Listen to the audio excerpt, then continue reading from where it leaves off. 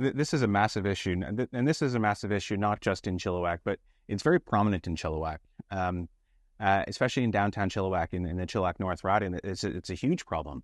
And what David Eby and the NDP have done is they've decriminalized the use of hard drugs, and this includes fentanyl, heroin, cocaine. All these drugs that we've been told for years are bad and are going to cause all sorts of damage and problems.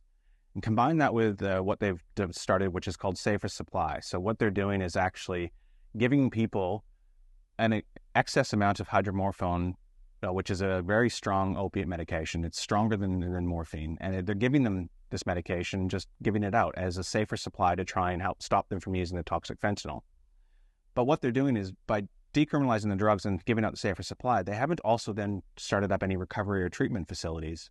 So they're just enabling people's drug use, but they're not actually helping them if they want to stop the use of drugs. And quite frankly, that's negligent. You're giving people these addictive drugs, enabling their use of these addictive drugs, but you're not providing any care to actually help them get off of these drugs. And it's just not the way to do it. That's not showing any care. That's not showing any empathy to these patients. You need to actually help them. And going hand in hand with the drug use as well is this worsening public safety. What often happens is these people they're vulnerable, they're desperate, and unfortunately end up having to resort to a life of crime in order to fuel their habit, but also to actually afford to live and get the basic necessities. What this means is that the streets are becoming unsafe for everybody.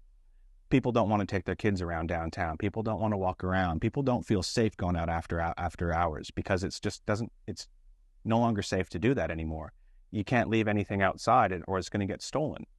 And further, businesses are actually not able to run because of the increasing costs of actually ensuring the safety and ensuring the security of their facilities, and then the ongoing costs of the insurance after having their business burglarized.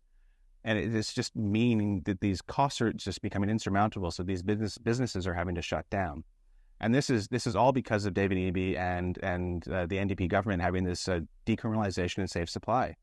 And if you actually look at the numbers, their whole argument for it was it's going to actually help people and it's going to stop the deaths. If you actually look at the numbers, the number of actual drug-related deaths have actually been on the rise since this program started. If you look at 2023 alone, there's over 2,500 people had a toxic drug-related overdose and death in BC. That is too many. And it's showing that this decriminalization and safe supply experiment is not working.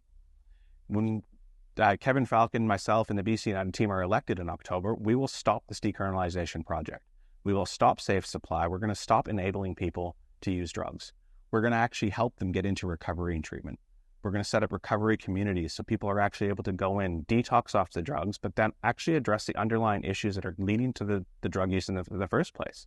No one uses drugs. Generally speaking, no one uses drugs because they want to. There's usually some underlying reason for that. And if you don't address that, you're never really going to address the toxic drug crisis.